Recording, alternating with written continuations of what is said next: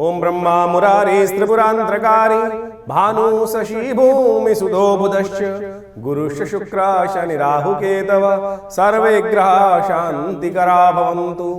नमस्कार, स्वागत है आपका आचार्य वाणी में। मैं आचार्य डॉक्टर विक्रमादित्य आपके साथ हूँ। आज का विषय हमारा है तुला राशि वालों के लिए राहु का प्रभाव आने वाले समय में किस प्रकार का होने वाला है। राहु अपने आप में बड़े विचित्र ग्रह हैं।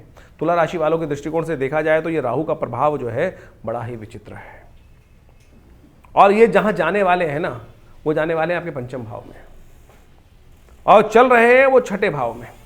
छठा भाव किसका भाव है? बृहस्पति का भाव है। और बृहस्पति और राहु का जो योग है वो कभी शुभ नहीं माना जाता।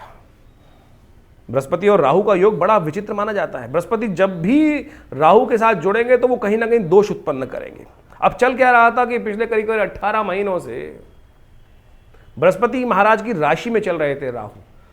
क्या है? बृहस्पति देवता हैं और राहु जो है वो दैत्य है। कथा हम आपको समझाएंगे कि किस प्रकार की सुंदर कथा शास्त्र में वर्णित की गई है, और कैसा राहु बड़ा हठात्मक ग्रह है, हठपूर्व करने वाला ग्रह है। राहु ने जब सोच लिया कि मुझे अमृत पान करना है तो जाकर दुस्साहस किया, देवताओं का स्वरूप बनाकर वहां कहां बैठ गया? देवताओं की लाइन में जाके बैठ गया, और सोचे अपने मंतव्य को पूर्ण करने के लिए भगवान की चाल को पहचान लिया। उसने उस रात पर ब्रह्म की चाल को पहचान लिया जिसको बाकी राक्षस नहीं पहचान पाए, कि मोहिनी अवतार में भगवान को पहचान गया वो। यानी अपने कर्तव्य को, अपने कर्म को, अपनी इच्छा को पूर्ण करने के लिए दुस्साहसपूर्ण वहीं चल रहा है आपके राहु। पिछले 18 महीनों से छठे भाव में चलता हुआ आप अपने शत्रुओं को काटने का प्रयास कर रहे हैं, चाहे वो कितने बड़े शत्रु हैं आपके, चाहे आपकी शक्ति है कि नहीं है। ये भ्रम उत्पन्न कर देता है राहु ने, जो भ्रम उत्पन्न किया। अभी हम कथा सुनाते हैं आपको सुन के पता चलेगा कि राहु की भ्रम की स्थिति क्या है। राहु भ्रमजाल में फंसा देता है। राहु धूम्र कारक ग्रह, छायापूर्ण ग्रह, और वो छाया की स्थिति जो है ना, वो क्या होती? छाया। जब तक जियोगे छाया से तो दूर हो नहीं सकते अपनी। जब तक जियोगे तो कहीं ना कहीं छाया पड़ रही होगी आपकी। तो ये छायापूर्ण जो ग्रह है, कई लोग तथाकथित तौर पे कह देते हैं कि राहु तो है ही नहीं। अरे राहु का पूर्ण प्रभाव है। राहु मुख्य ग्रहों में रूप में आता है। नैसर्गिक दृष्टिकोण से इतना ताकतवर है कि सूर्य जैसे ग्रहण को, जो सूर्य बाकी सब ग्रहों को लोप कर देता है, राहु उनको ग्रसित कर देता है। ठीक है, वो 2 मिनट के लिए ग्रसित कर पाए, आधे घंटे के लिए ग्रसित कर पाए, पूरी जिंदगी के लिए ग्रसित नहीं कर सकते। तो ये भ्रम को आपको समझना है। अब राहु आपके बुद्धि में जाने वाले हैं। कब जाने वाले हैं? 18 मई 2025 को शाम को 5:08 पर, और रहेंगे यहां पर दिसंबर 2026 तक। क्या है? बुद्धि। लेकिन अच्छी बात, अब बहुत सारे लोग तथाकथित तौर पे कह सकते हैं बुद्धि में जाके तो राहु भ्रमित कर देंगे। अरे नहीं भाई, सोचो मूल क्या है। राहु जो है वो जा रहे हैं शनि के घर। ज्योतिष जब सीखी जाती है तो कहा जाता है कि शनि और राहु एक ही साथ, यथा राहु तथा शनि, यानी शनि और राहु जो है एक ही प्रवृत्ति के ग्रह हैं। बृहस्पति के घर बैठे थे तो वहां क्या होता था कि वहां पर बड़े संकोच में थे, करूं ना करूं, यहां तो अच्छा चीज है ही नहीं। आप किसी अपनी प्रवृत्ति वाले, अपने दोस्त, खास दोस्त के जाएंगे तो क्या होगा? आप खुलकर बैठेंगे, खुलकर काम करने का प्रयास करेंगे। लेकिन कहीं किसी बड़े व्यक्ति के घर पहुंच गए जो या उसमें और आप में स्टेटस में बहुत फर्क था, हर चीज में संकोच करते रहेंगे और कहीं ना कहीं भ्रम उत्पन्न कर सकते हैं। अब राहु के नेगेटिव प्रभाव को यदि आपने समझ लिया तो सुख व पूर्ण कल्याण कर सकते हो। राहु बुद्धि वाले भाव में जा रहे हैं, संतान वाले भाव में जा रहे हैं। वैसा एक बात समझे, कुमति सुमति सबके उर रहें, तुलसी बाबा ने लिखा है कि कुमति और सुमति सबके मस्तिष्क में रहती हैं। अब राहु के पॉजिटिव इफेक्ट को आप चाहते हो, राहु अपने मित्र के घर जा रहे हैं, खुलकर काम करने वाले हैं, लेकिन बुद्धि को भ्रमित कर सकते हैं। ये बात ध्यान रखना। यदि बुद्धि के भ्रम के जाल से आप निकल गए तो ये राहु वारे न्यारे करने के योग बना सकता है। ज्योतिष क्या है? ऐसे समझे कि प्रभाव को दिखाता है और समझाता है आपको। विज्ञान वही करता है। सूर्य जो है अपना ताप दे रहा है, लोगों ने उसके महत्व को समझा नहीं। आज विज्ञान ने उसके महत्व को समझा, बिजली बना दी, पानी गर्म करने की व्यवस्था कर ली उस गर्मी से ही। केवल यही नहीं, सनस्ट्रोक ही नहीं होता राहु सूर्य से, सूर्य इस संसार की प्रवृत्ति भी करता है, यानी उस नेगेटिव प्रभाव को पॉजिटिव करने का योग बनाता है। तो यानी जो राहु की युति जो यहां शनि के साथ, शनि के भाव में होने वाली है, ये यदि आप इसके भ्रम से निकल गए, नेगेटिव का, बुद्धि को नेगेटिव प्रभाव, देखिए इतनी बुद्धि हर एक के अंदर होती है कि कौन सा काम गलत है, कौन सा काम अच्छा है। साहस, दुस्साहस करने से बचे, साहस के लिए प्रवृत्ति करेगा राहु। राहु आपको खुलकर काम करने की व्यवस्था करेगा। संतान के साथ आपके संबंधों को खराब करने के योग बना सकता है अगर आप जिद में अड़ गए तो। बच्चों को जब बच्चा बड़ा हो जाए ना, जब आपके बच्चे के पैर की जूती में आपका पैर आने लगे तो ये समझ लेना चाहिए कि वो दोस्त है आपका, दोस्ती से, प्यार से, हठपूर्वक नहीं। राहु हटती है, हटी है, यहां हट यदि आई तो जीवन में कष्ट देने के योग बना देगा। हट से दुष्ट के पड़ने बचने का आपको प्रयास कर लेना चाहिए, तो आपके लिए अच्छा होगा। यदि व्यवहार कुशलता रही तो धन भी देगा राहु आपके पंचम भाव में आकर, व्यवहार के अनुसार से लाभ भी देगा, संतान सुख भी प्राप्त करने का योग बना सकता है। और जिनके जीवन में संतान का सुख नहीं बन रहा था पिछले 18 सालों से, बहुत लंबे सालों से, यदि यहां हटता देता है राहु, चाहे तो इस संतान सुख का देने का योग बना सकता है। उपाय बहुत है, वो भी हम आपको बताते हैं, वो करेंगे तो बहुत अच्छा होगा। लेकिन पहले राहु की कथा समझ ले कि राहु की कथा है क्या। राहु की कथा से ही आपके जो भ्रम है वो दूर होने के योग बनेंगे। कालगणना के अनुसार से हमारे पुराणों इत्यादियों में बहुत सारी कथाएं इंगित की गई हैं। राहु, जैसा हमने आपको बताया, एक बड़ा हठी ग्रह है। आपको उसकी पुरानी कथा तो समझ में आती होगी, बहुत सारे लोगों को शायद ज्ञान नहीं है, उसके संबंध में समझ लीजिए कि राहु का प्रभाव हठी क्यों है। कहा जाता है संसार के अंदर विशेष तौर पर समय समय पर विभिन्न घटनाएं घटी। एक बार संसार में समस्त कहा जाता है कि देवताओं और दैत्यों ने मिलकर सोचा कि अब संसार में बहुत सारी निधि की समाप्ति हो गई है, बहुत सारे चीज़ें कम हो गई हैं, निधि समाप्त हो गई थी संसार से। महालक्ष्मी जो है वो सागर में विराजमान हो गई थी और पूरे संसार से ऐश्वर्य, समृद्धि इत्यादि धीरे धीरे क्षय हो गई थी। तो कहा जाता है कि आवश्यकता आविष्कार की जननी है। जिस प्रकार से तो देवताओं ने और दैत्यों ने मिलकर कुछ विचार किया, क्यों ना शोध किया जाए, मंथन किया जाए। तो उन्होंने सागर मंथन करने के लिए सुंदर व्यवस्था बनाई। जब सागर मंथन किया, उसमें से विभिन्न विभिन्न रत्न, 14 रत्न जिनके बारे में कहा जाता है, वो उपस्थित हुए। महालक्ष्मी उपस्थित हुई, चंद्रमा उपस्थित हुए, ऐरावत हाथी उपस्थित हुआ, उच्च श्रवा घोड़ा उपस्थित हुआ, काल जो जहर था वो उपस्थित हुआ, और साथ साथ अमृत भी उपस्थित हुआ। अमृत यानी वो तत्व जो इस संसार में अमरता को प्रदान करते हैं। हम सब मानव हैं और हम सब की इच्छा क्या होती है, किसी प्रकार भी संसार में मृत्यु लोक में आने के बाद जाए ना, अमृत तत्व तो किसी ना किसी प्रकार से मिल जाए। देवताओं और दैत्यों में भी यही बहस की मुद्दा बना। अमृत तत्व तो निकला जब मंथन से। रिसर्च करोगे तो कुछ ना कुछ, जब मंथन करोगे तो कुछ ना कुछ अमृत निकल के ही आएगा, कुछ ना कुछ लाभ प्राप्त होगा ही होगा। जैसे दूध को मथा जाए तो उसमें से मक्खन निकलेगा ही। हर एक की इच्छा होती है मक्खन को किसी प्रकार से उपयोग किया जाए, लेकिन जो ग्वाला होता है उसको निकाल कर बेच देता है, पैसा कमा लेता है उससे।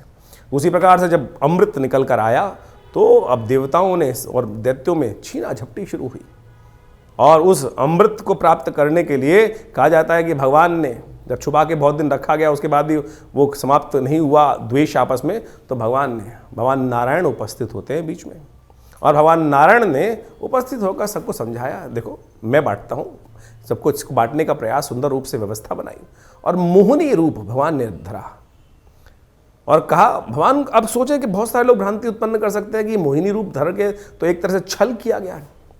देखिए एक बात समझ लें, जिस बात को प्रतिपादित करना चाहिए, छल नहीं था, सत्य था।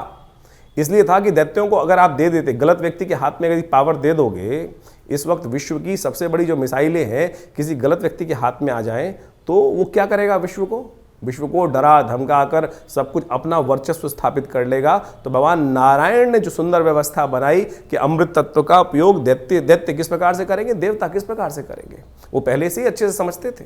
तो उन्होंने सुंदर व्यवस्था को बनाने का प्रयास किया कि दैत्यों को किसी प्रकार भी अमृत नहीं मिलना चाहिए। उन्होंने देवताओं को और दैत्यों को अलग अलग पंक्ति में बिठाया, और कहा जाता है कि जैसे ही वो अमृत तत्व उनको पिलाते थे, और देवताओं को अमृत पिलाते चले जा रहे थे, और जब अपनी माया से वशीभूत करके दैत्यों को सुरा यानी कुछ साधारण जल जो था वो पिलाते चले जा रहे थे। सबको लग रहा था कि अमृत तत्व प्राप्त हो रहा है, लेकिन भगवान का जो स्वरूप था मोहिनी अवतार में सारे संसार को मोहित कर कर इस प्रकार की व्यवस्था बना रही थी। कहा जाता है एक राक्षस था, शास्त्र में उसकी अनेक अनेक कथाएं हैं, लेकिन हमने जितना अध्ययन किया, स्वर्ण नाम का एक राक्षस था। स्वर्ण नाम का एक राक्षस था, उसने इस छल को देख लिया, पहचान गया भगवान को कि भगवान क्या कर रहे हैं कि देवताओं को अमृत पिला रहे हैं, और जो दानव हैं, दैत्य हैं, उनको अमृत की जगह कुछ और पिलाया जा रहा है, और समझ में किसी को आ नहीं रहा है। तो वो चुपचाप उस पंक्ति से, दैत्यों वाली पंक्ति से निकल कर, कहा जाता है कि देवताओं की पंक्ति में स्वर्ण नाम का राक्षस जो था, दैत्य था, और कहा जाता है वो उत्पन्न ऋषि कश्यप से हुआ था, और सिंहिका नाम की उसकी माता थी, और वो वहाँ कश्यप गोत्र है उसका, जो राहु है उसका कश्यप गोत्र माना जाता है। कहा जाता है कि वो वहाँ जाके देवताओं की पंक्ति में बैठ गया, और जैसे ही वो बैठा जाकर और भगवान पिलाते पिलाते उसकी बारी आ रही थी। ये छल जो था, ये सांप जो किया इसने, जो स्वर्ण नाम के राक्षस ने देवताओं की पंक्ति में आके बैठने का, ये पहचान लिया किसने?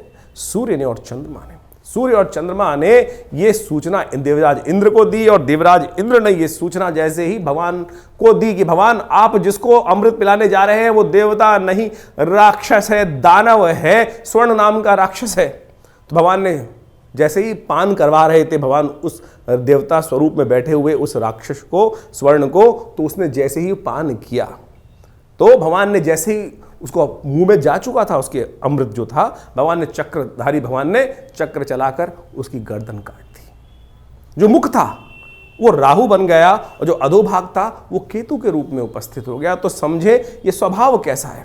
अब यहां राहु की उत्पत्ति हो जाती, ये है राहु। राहु की हठता थी, अमृत तत्व, अमृत का पान कर चुका था तो इसलिए अमर हो गया। हमेशा बहुत सारे लोग राहु को मानते नहीं है कि ग्रह है। अरे भाई वो वास्तविक छाया नहीं, वास्तविक सत्य है, हठी है। आपकी राशि में जिस प्रकार का प्रभाव उत्पन्न करेगा आपको समझना चाहिए। ये पुरानी कथाओं को आदि भौतिक आदि दैविक रूप से यदि आप उसको सत्य को समझ लें तो जीवन में उस वास्तविकता को क्या प्रभाव उसका होगा, यहीं से प्रभाव निकल कर आएगा। वो राहु का जो प्रभाव है छल रूप से करके, यानी क्या छला उसने? अपने उस मंतव्य को पूर्ण करने के लिए उस राक्षस योनि से हटकर देवताओं की पंक्ति में जाकर बैठ गया और भगवान तक को, सोचें कितनी बड़ी सुंदर ये कथा क्या समझा रही है कि भगवान तक को, यहां भगवान ने नहीं छला, यहां भगवान तक को छलने के लिए राहु उपस्थित हो गया। तो राहु इस प्रकार का ग्रह है कि जो आपको किसी भी धर्मात्मा व्यक्ति को छल सकता है अपनी हठता को पूर्ण करने के लिए। तो इस भाव को समझें कि राहु क्या प्रभाव आपके जीवन में उत्पन्न कर रहा है। ये हमने जो राहु का ग्रह का प्रभाव आपको बताया ना कि आपकी राशि के अनुसार से आपकी जन्मपत्री में किस भाव में कहां बैठकर किस प्रकार का प्रभाव उत्पन्न करेगा, क्या कराएगा आपके लिए। तो सत्य रूप में इस कथा को हमने इसलिए उपस्थित किया है कि वो आप समझ सकें राहु का प्रभाव नेगेटिव भी होता है, पॉजिटिव भी होता है। हर व्यक्ति के अनुसार से ऐसा नहीं है कि नेगेटिव ही होगा। तो आपकी राशि के अनुसार से जो प्रभाव हमने समझाया है उसके लिए आपको सही रूप से कुछ उपायों की आवश्यकता है। तो तुला राशि वालों, आपने समझा कि किस प्रकार से राहु का प्रभाव है, राहु है क्या, उसके स्वभाव को समझने के लिए ज्योतिष ने हर चीज के लिए उत्पत्ति की रास्ता समझाया है। ये उत्पत्ति से स्वभाव समझ में आता है, प्रभाव समझ में आता है। नहीं तो मनोमस्तिष्क में हम लेके बैठे कि राहु तो नेगेटिव नेगेटिव। अरे नहीं भाई, राहु जो है बड़ा साहसी ग्रह माना जाता है और विश्वास दिलवाने वाला ग्रह माना जाता है। और आपके जहां पर वो बैठा है, बुद्धि वाले भाव में बैठा है, यदि आपने राहु के नेगेटिव प्रभाव को दूर करने के लिए सुमति का सहारा ले लिया तो ये देख लीजिए राहु कन्वीनियंट स्थान पर है और बहुत रूप से इस 18 महीनों में आपके लिए बुद्धि के द्वारा कैसा जंजाल बन सकता है कि जिसमें बहुत सारे लोग फंसकर आपके लिए लाभ के रास्ते बना सकते हैं। और ऐसे में विशेष तौर पर ध्यान रखिएगा, अगर नेगेटिव प्रभाव में फंस गए राहु के तो पारिवारिक परेशानियां उत्पन्न करने के योग बना सकते हैं, क्योंकि बुद्धि है जो हल्की सी नेगेटिव हो गई तो सबके लिए जी का जंजाल बन जाती है। और ऐसे में विशेष तौर पर ध्यान रखना कि जो बुध की जब ये राहु की दृष्टि है वो कहाँ का पड़ रही है, आपके लग्न पर भी पड़ रही है, जिद्दी बना सकता है, दुस्साहस करने का बहुत यानी साहस करें, साहस दे रहा है। कहीं भ्रम के जाल में राहु के फंस गए, बुद्धि को भ्रम के जाल में डाल सकता है राहु, इस बात का ध्यान रखना है। यदि बुद्धि के भ्रम के जाल में राहु फंस गए आप तो बस समझ लीजिए कि नेगेटिव प्रभाव उत्पन्न हो जाएगा। घर में नित्यपति पूजा की व्यवस्था बनाए, सबसे बड़ा उपाय। यदि राहु के नेगेटिव प्रभाव से बचना चाहते हैं तो शाम के समय अवश्य भगवान शंकर का सुंदर स्तवन करें, ओम नमः शिवाय का पाठ करें, बुद्धि धर्म में लगाने का प्रयास करें। यदि अधर्म में बुद्धि लग गई तो आप समझ लीजिए कहीं ना कहीं बुद्धि, क्योंकि राहु की एक दृष्टि ज्योतिष के दृष्टिकोण से कई अलग अलग स्कूल्स ऑफ थॉट्स हैं, उसमें एक दृष्टि कही गई है कि राहु की दृष्टि पंचम और नवम में भी होती है। बहुत सारे लोग नहीं मानते इस बात को, लेकिन अगर उसको मान लें तो क्या है कि धर्म को भी देख रहा है राहु, और धर्म का यदि उदय हुआ तो बहुत अच्छा। यदि अधर्म, राहु की दृष्टि कई बार पड़ती है तो क्या होता है कि सूर्य को लोप कर देते हैं। तो ध्यान रखना, अधर्म की तरफ गए तो सब कष्ट देने के योग राहु कहीं ना कहीं उत्पन्न करा देगा। ऐसे में विशेष तौर पर आपको ध्यान रखना है कि राहु के पॉजिटिव एटीट्यूड को बढ़ाने के लिए अपनी व्यवहारिक कुशलता का लाभ राहु देता दिखाई दे रहा है। नित्य साहब ने कहा नित्यपति राहु के मंत्र का जप, सीधा साधा उपाय है, ओम भ्रांग भ्रींग भ्रौंग से राहवे नमः, इस मंत्र का जप कर लीजिए तो बहुत अच्छा रहेगा। वो आपके लिए कष्ट दूर करने का योग बना सकता है। आपकी राशि के दृष्टिकोण से हम एक उपाय बताएं आपको। राहु का यंत्र चांदी के पतरे पर बनवाकर कोशिश ये करें अपने घर की दहलीज पर लगवा लें। अपने घर की दहलीज जो है, यानी जो मेन जो घर का दरवाज़ा है उसके ऊपर जहाँ से एंट्री हो रही है, मुख्य दरवाजे की एंट्री हो रही है, वो आप अवश्य रखने का प्रयास कीजिएगा। दक्षिण मुखी दरवाजे घर में रहना, इस समय दक्षिण मुखी दरवाजे में रहना, दक्षिण की तरफ की बहुत सारी चीजों से बचने का प्रयास करना चाहिए, नहीं तो वो नेगेटिव प्रभाव उत्पन्न कर सकता है। आपके संतान का ध्यान रखने की जरूरत है। मां भगवती दुर्गा का मंत्र सर्वा बाधा विनिर्मुक्तो धनधान्य सुतान्विता मनुष्यो मत प्रसादेन भविष्यति न संशया, इस बात का ध्यान रखने का प्रयास करना चाहिए। एक बात और ध्यान रखना, अपने पिताजी के स्वास्थ्य का भी ध्यान रखना। ऐसे में ये राहु का यदि है पिताजी तो उनके स्वास्थ्य का ध्यान रखने की जरूरत दिखाई देती है, कहीं ना कहीं वो नेगेटिव प्रभाव उत्पन्न कर सकता है।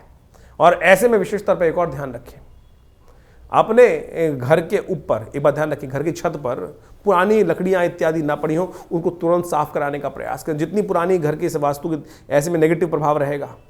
पुरानी लकड़ी घर के ऊपर पड़ी हुई है तो वो कहीं ना कहीं नेगेटिव प्रभाव उत्पन्न करने के योग बना सकती है। तो इस पर सब चीज़ों को ध्यान रखते हुए कार्य करोगे तो बहुत अच्छा रहेगा। साथ साथ बहुत सारे और उपाय हैं राहु के, उनको भी समझें, उनको भी करें। बहुत सारे देखिए, बहुत सारी मंत्र के अनुसार शास्त्रों में अनेक अनेक उपाय बताए गए हैं। उन सबको कर कर आप राहु के नेगेटिव प्रभाव को भी ठीक कर सकते हो और इस 18 महीने में वारे न्यारे भी करा सकते हो। राहु ग्रह को ठीक करने के लिए शास्त्र में अनेक अनेक उपाय बताए गए हैं। राहु भ्रमकारक ग्रह है, राहु वास्तव में मिथ्यात्मक ग्रह है, राहु बड़ा महत्वाकांक्षी है और इन सब का प्रभाव राहु पर जब पड़ता है तो उसके लिए ठीक करने के लिए देखिए, सकल पदार्थ हैं जगमाही कर्महीन पुरुष पावत नाही, ये तुलसी बाबा ने बहुत सोच समझ के एक बात लाइन लिखी है। और उन सब उपायों को किस प्रकार से ठीक रूप से किया जाए, अब आपकी राशि के अनुसार से आपने राहु का पूरा प्रभाव समझा, कुछ विशेष उपाय भी किए, लेकिन कुछ जनरल उपाय भी हैं शास्त्र के अनुसार से। कुछ जनरल उपाय इतने बढ़िया रूप से हैं कि यदि राहु ग्रह के दुष्प्रभाव को ठीक करने के लिए, अब क्या है कि जैसे दवाइयाँ होती है, वो एक ही दवाई तो है नहीं कि एक ही दवाई को खाएंगे ठीक कर लेंगे।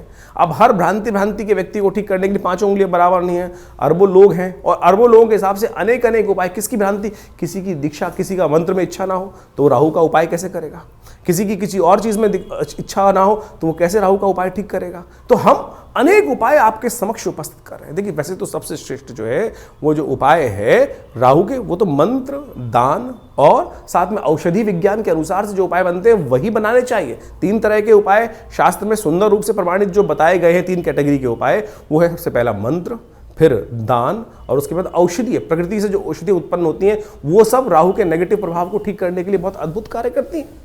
उन सबको सही समय पर सही रूप से कर लिया जाए तो बहुत अच्छे से लाभ मिलता है। सबसे पहले तो ये समझने का प्रयास करना चाहिए कि राहु हमारी कुंडली में नेगेटिव प्रभाव कर रहा है या हमारी कुंडली में पॉजिटिव प्रभाव कर रहा है। एक बात सीधी तरह से हम आपको सिद्धांतिक तौर पर समझा देते हैं। राहु का संबंध बिल्लियों के साथ होता है।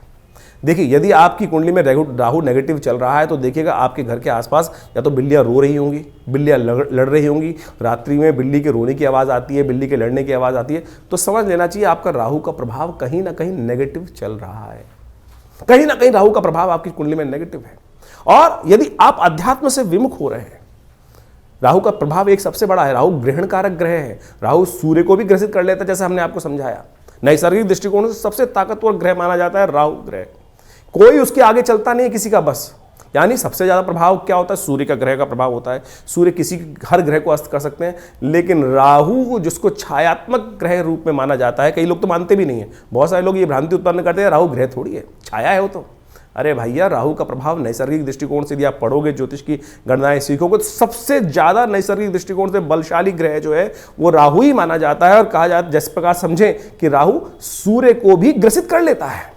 अभी हमने आपके समक्ष जो कथा उपस्थित करी, सूर्य राहु जो राहु है वो सूर्य और चंद्र, क्योंकि उनकी आपस में परम शत्रुता है। राहु के 3 शत्रु माने जाते हैं वैसे तो। जी हाँ, राहु के 3 शत्रु माने जाते हैं, सूर्य, चंद्र और केतु भी, क्योंकि बिल्कुल उल्टा प्रभाव है। राहु के बिल्कुल स्वभाव से उल्टा प्रभाव है केतु की। हम कभी गणना करेंगे, बताएंगे आपको। लेकिन इस वक्त समझे कि जब राहु जो है सूर्य को ग्रसित कर लेता है, ग्रहण लगा देता है।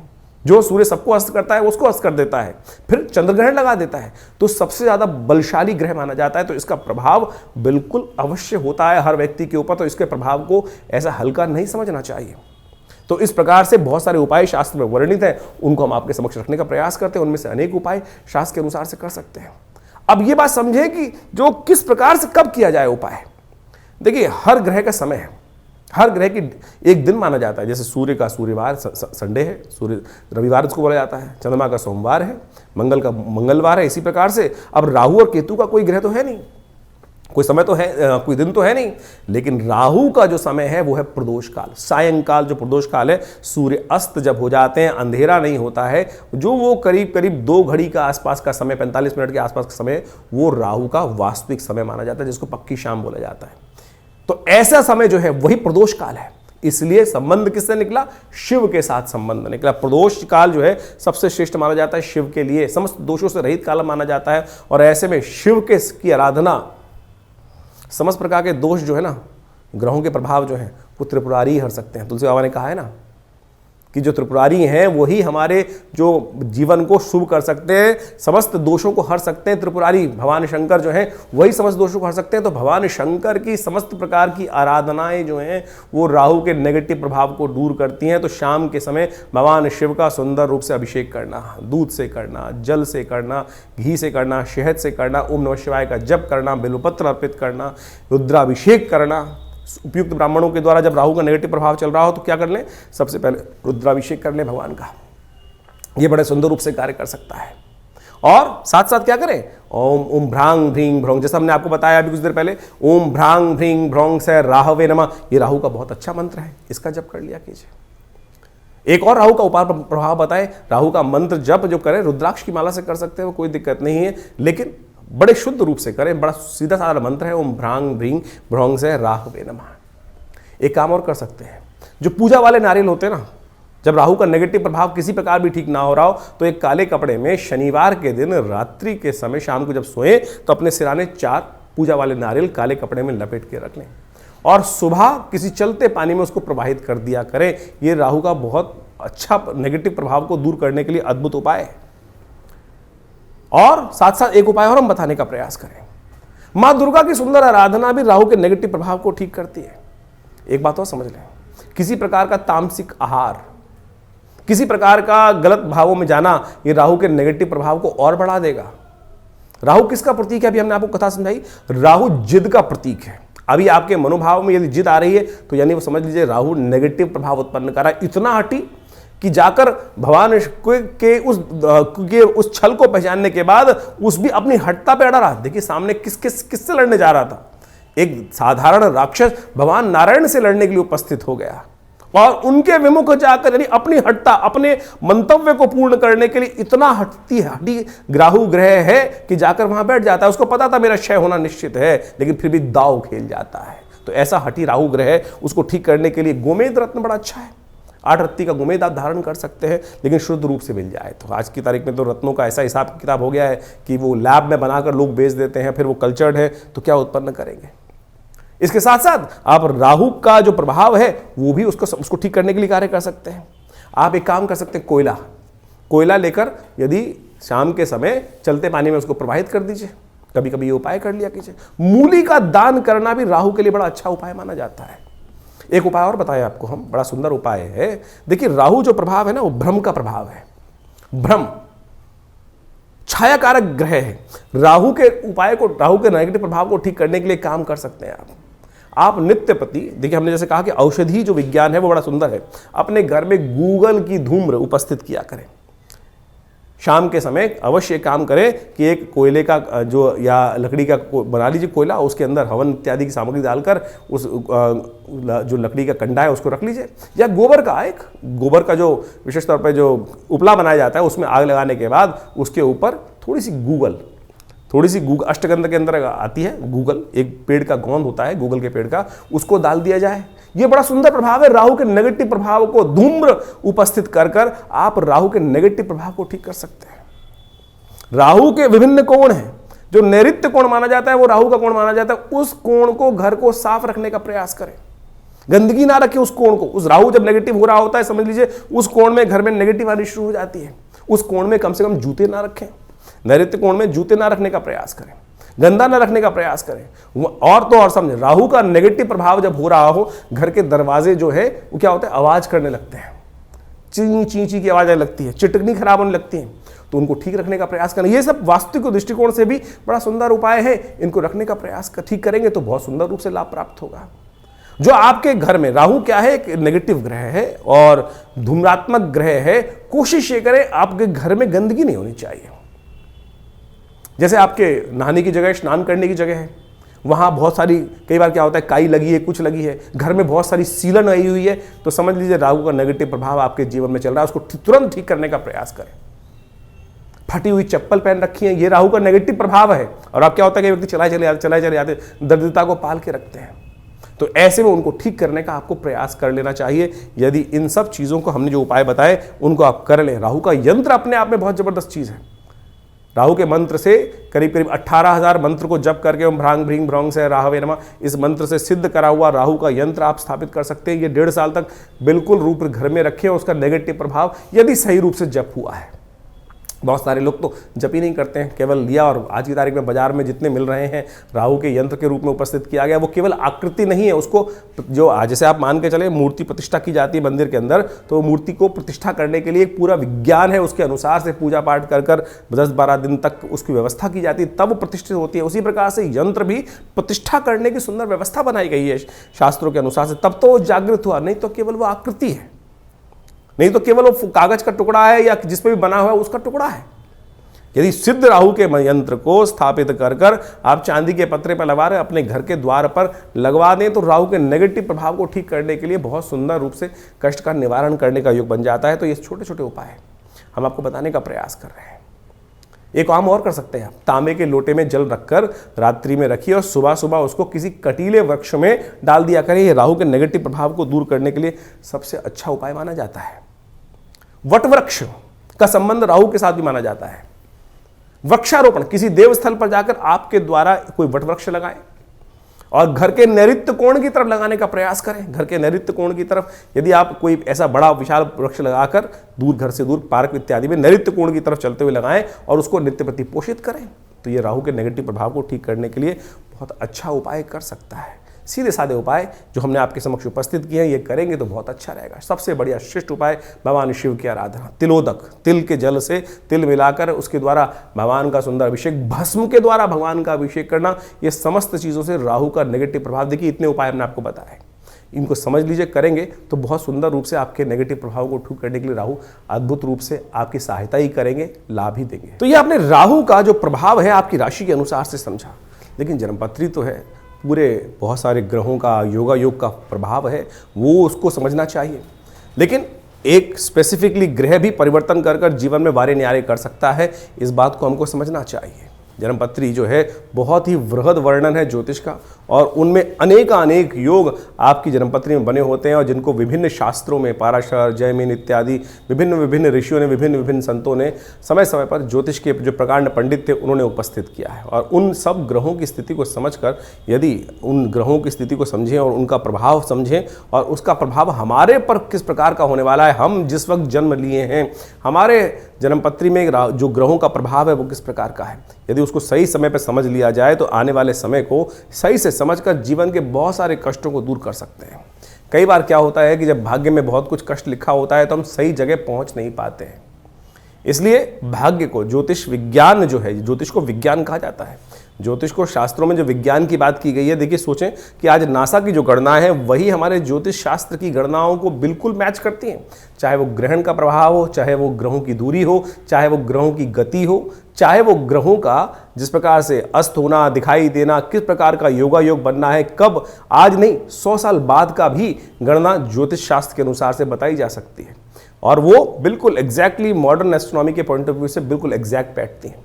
तो आप इस बात को सत्य रूप में समझ लें कि ज्योतिष के प्रकांड पंडित जिन्होंने इस संपूर्ण ज्योतिष विज्ञान की संरचना अनादिकाल से करी, अनादिकाल से, कोई इसको गणना की जाए कि 100 साल, 500 साल पहले, 1000 साल पहले या 2000 साल पहले, नहीं, अनादिकाल से भारत के अंदर वेद विज्ञान के अनुसार से जो सृष्टि संवत लिखा गया है वो करोड़ों में है, और उसके अनुसार समझ सकते हैं कि हमारी काल गणना बिल्कुल एग्जैक्ट कहाँ से रही, हम विकसित थे, विकसितता की तरफ चलते चले जा रहे हैं। और ज्योतिष की महत्ता इसी बात से प्रपूरित हो जाती है कि ज्योतिष की जो गणनाएं हैं वो बिल्कुल आज मॉडर्न साइंस के अनुसार से एग्जैक्ट बैठती हैं।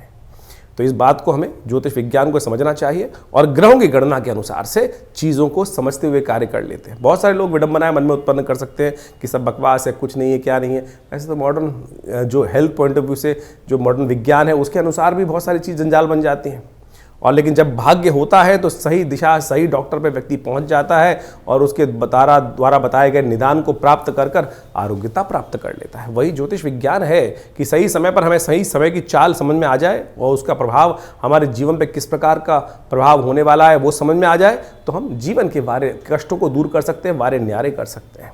तो इसलिए अपनी ज्योतिष पत्री को समय समय पर दिखाते रहना चाहिए। ये जो हम लगातार संवाद आपके समक्ष अपने चैनल के माध्यम से उपस्थित करते रहते हैं, बताते रहते हैं ग्रह गणनाओं के बारे में। अब देखिए यहाँ पर तो राशि के अनुसार ही बताना पड़ेगा, यहाँ तो ग्रहों की चाल के अनुसार ही बताना पड़ेगा।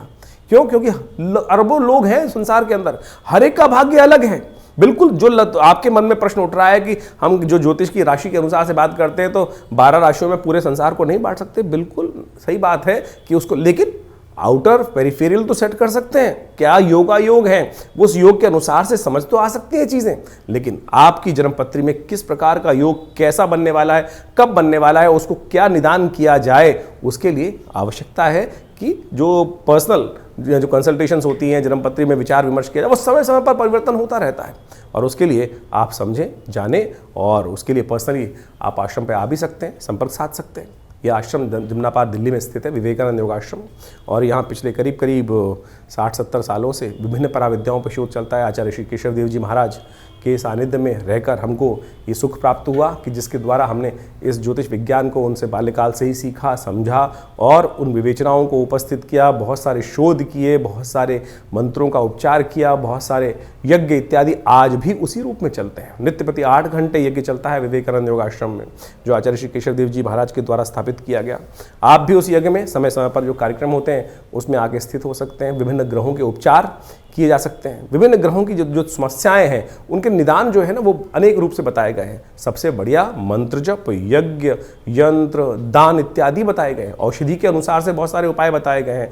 उन सबको हम समय समय पर आपके समक्ष उपस्थित करते रहते हैं। तो आप इस संस्थान पर आकर माँ भगवती का सुंदर श्री विग्रह जो विराजमान है उनके भी दर्शन कर सकते हैं। और उन्हीं का प्रभाव है कि जो आज इस तपस्थली पर नित्य प्रति 8 घंटे यज्ञ चलता है। भगवान की कृपा से समस्त रूप से बहुत बड़ी गौशाला है और वहाँ पर भी गौ सेवा इत्यादि के कार्य किए जाते हैं। औषधालय है जो योग, प्राकृतिक चिकित्सा, आयुर्वेद, फिजियोथेरेपी, एलोपैथिक को इंटीग्रेट करके हम बहुत सारे रोगों का निदान करते हैं। भारत सरकार के पैनल पर हैं। भारत के जो एक्रेडिटेशन अथॉरिटी है NABH, उससे एक्रेडिटेड हॉस्पिटल है। यानी मॉडर्न फैसिलिटी के साथ साथ इस संस्थान को बनाया गया है। आप इन समस्त चीज़ों का लाभ लेते हुए आप इस संस्थान से जुड़ें। धन्यवाद।